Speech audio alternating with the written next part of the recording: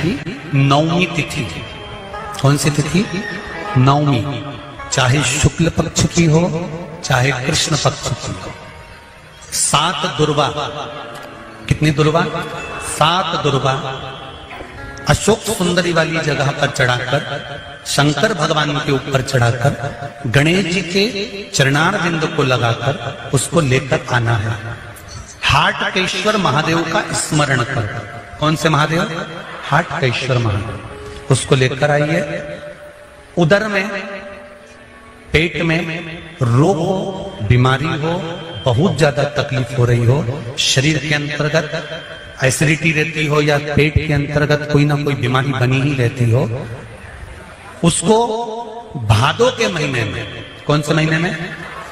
भादो के महीने में किसी भी दिन सुबह के समय जब आप वो दुर्वा लेकर आए, 5 दिन 6 दिन 7 दिन में एक एक कर खाली पेट उसको चबा चबा कर खा लो और पानी पी लीजिए। करना पड़ेगा श्रावण महीने में, खाना पड़ेगी भादो में। चतुर्मास में 4 महीनों का बड़ा बड़ा महत्व है। कभी आपको एक स्मरण रहा हो कि जिस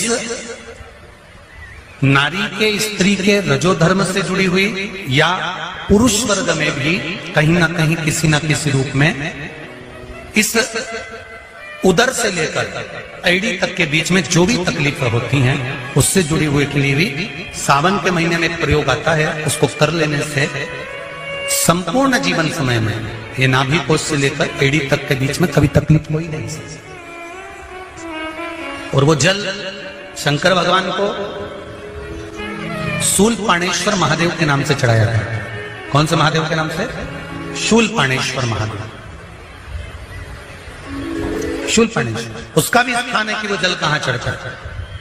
तो पहले तो नवमी तिथि का दुर्वा प्रयोग भगवान शंकर को समर्पित करते हुए, अशोक सुंदरी वाली जगह पर समर्पित करते हुए श्री गणेश जी महाराज को कहकर, आपको याद होगा जिस समय पर श्री गणेश जी महाराज कुबेर जी महाराज के घर में भोजन करने गए थे, सारा अन्न भगवान गणेश जी पा गए थे, तब शंकर भगवान ने दुर्वा भेजी थी। ये दुर्वा जब गणेश जी को भेजी गई थी तो वो औषधि के लिए भेजी गई थी कि गणेश जी ने ज्यादा पा लिया है तो शरीर में रोग ना हो जाए, पेट में कोई रोग ना हो जाए। तब शिव जी ने भेजी थी अशोक सुंदरी के माध्यम से। इस दुर्वा का प्रभाव रोग मुक्ति के लिए किया गया। आज भी नियम है, नवमी तिथि के दिन अगर भगवान नारायण के चरणों में हल्दी और कुंकु दोनों चीजें चढ़ाई जाए तो नारी कभी विधवा होकर नहीं मरती।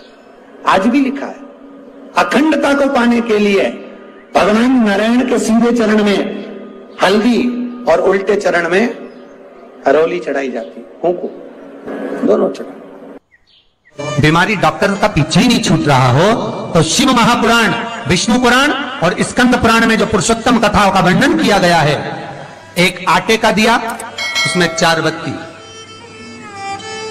आटे के दिए में 4 बत्ती रखें, तिल्ली का तेल डाल लें, थोड़ा सा उसमें सरसों का तेल डालें।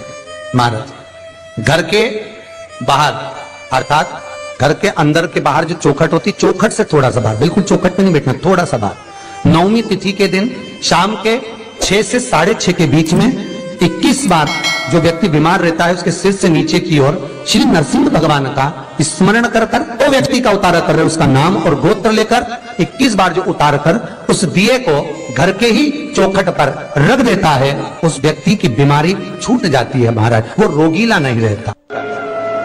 घृत का दिया लगाकर शरीर में जो रोग है उसका स्मरण कर कर, शंकर जी से विनय कर कर, हे भोलेनाथ आपने शुक्र देवता को संजीवनी मंत्र दिया है तो क्या आप मेरे को वो मंत्र प्रदान नहीं करोगे? मेरे रोग, मेरी बीमारी, मेरे दुख को आप नहीं हरोगे? शिव से कहो, ये शरीर आपने दिया है और भजन करने के लिए दिया है, स्मरण करने के लिए दिया है, कीर्तन करने के लिए दिया है, तो संभालोगे भी आप। और बेलपत्री की ओर मुख कर घी का दिया लगाकर महामृत्युंजय मंत्र का स्मरण कर लेने पर धीरे धीरे धीरे धीरे धीरे धीरे वो रोग समाप्ति की ओर आता चले जाता है। भगवान शिव की कथा कर रही है, डाब को, कुसा को 3 जगह पर, पहला द्वार से अंदर प्रवेश करते समय सीधे हाथ पर कहीं पर भी रख सकते। दूसरा, पूजन का जो स्थान हो, पूजन की जो जगह हो, वहां अगर कुसा नहीं रख सको तो कुसा का आसन जरूर हो।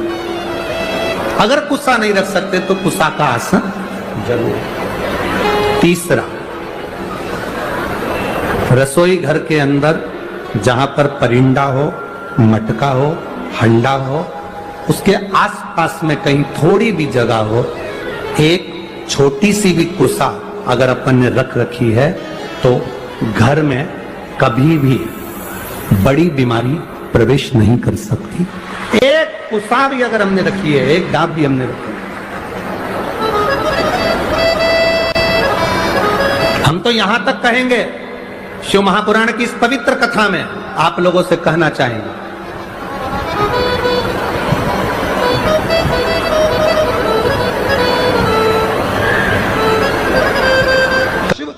अब गर्मी आई, गर्मी में पूरे जीव मर गए, गर्मी में सब सूख गया, कीड़े मकोड़े मर गए गर्मी की तपन के कारण। पर सावन का एक महीना जिसमें भगवान सबको फलना फूलना सब कुछ, पत्तियां भी फूलती हैं, फूल भी फूलते हैं, डालियां भी फूलती हैं, पशु पक्षी जानवर जलचर थलचर सब फूलते हैं। श्रावण का शिव को प्रिय है।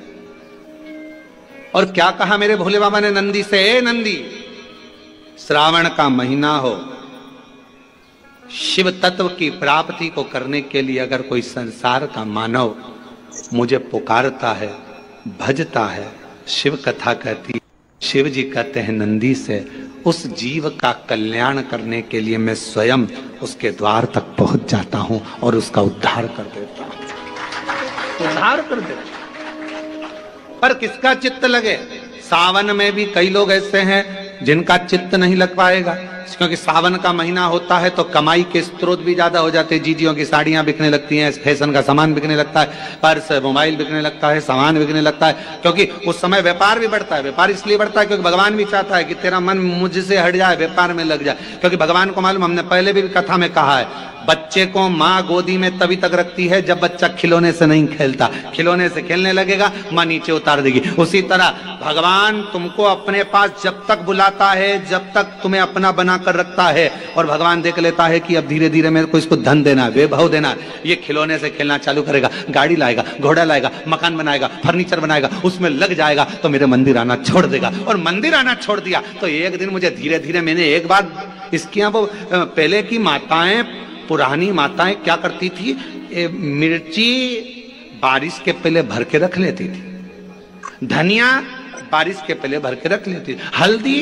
बारिश के पहले भर के रख लेती थी, अनाज बारिश के पहले भर के रख ले, क्योंकि 4 महीना खाएंगे खत्म हो जाएगा, अगले महीने में फिर 4 महीने बाद ले आएंगे। उसी तरह भगवान तुम्हें एक बार का विभव दे देता है, एक बार का धन दे देता है, एक बार की दौलत दे देता है, फिर लोग उसको भोगने लगते हैं, और भोगते भोगते आखिरी में एक दिन ऐसा आता है कि डब्बा खाली हो जाता है। डब्बा खाली होता है, फिर रोने बैठ जाता है, तकलीफ आई, फिर लोटा लेकर भागता है। शिव जी कहते हैं जो मेरे मंदिर में, मेरी कथा में, मेरे रस तत्व में हमेशा एक जैसा लगा रहता है, उसकी जिंदगी को भी मैं हमेशा उन्नति की ओर बढ़ाते बढ़ाते अग्रणता में लेकर चले जाता, फिर उसको डाउन नहीं करने देता, उसको नीचे नहीं आने देता। जैसे श्रावण महीने में चढ़ाए गए कनेर के फूल दुर्वा, और हम सबसे कहेंगे, मान लो यदि कोई विशेष कोर्ट का केस चल रहा हो, कोई कोर्ट में कोई बातें चल रही हो, अदालत आदि में कोई कार्रवाई चल रही हो, कोई फाइल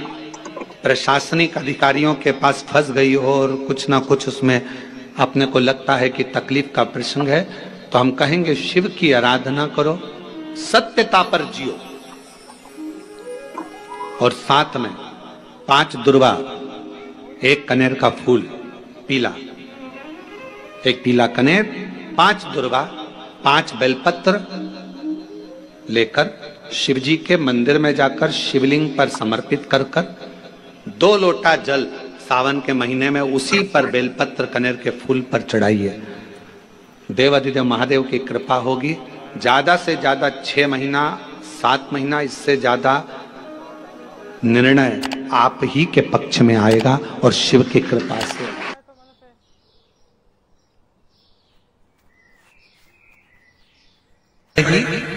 भादो में चतुर्मास में 4 महीनों का बड़ा बड़ा महत्व है। कभी आपको एक स्मरण रहा हो कि जिस नारी के स्त्री के रजोधर्म से जुड़ी हुई या पुरुष वर्ग में भी कहीं ना कहीं किसी ना किसी रूप में इस उदर से लेकर एड़ी तक के बीच में जो भी तकलीफें होती हैं उससे जुड़ी हुई के लिए भी सावन के महीने में एक प्रयोग आता है। उसको कर लेने से संपूर्ण जीवन समय में ये नाभि कोश से लेकर एड़ी तक के बीच में कभी तकलीफ हो ही नहीं। और वो जल शंकर भगवान को शूलपाणेश्वर महादेव के नाम से चढ़ाया था। कौन से महादेव के नाम से? शूलपाणेश्वर महादेव। शूलपाणेश्वर उसका भी स्थान है कि वो जल कहां चढ़ता है।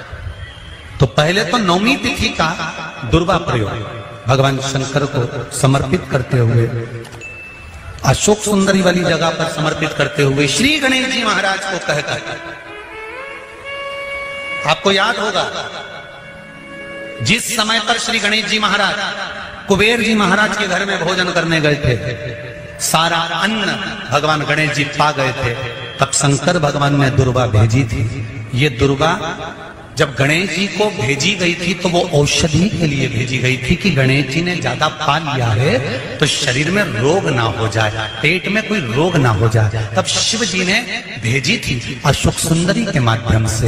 इस दुर्वा का प्रभाव रोग मुक्ति के लिए किया गया। आज भी नियम है, नौमी तिथि के दिन अगर भगवान नारायण के चरणों में हल्दी और कुंकू दोनों चीजें चढ़ाई जाए तो नारी कभी विधवा होकर नहीं मरती।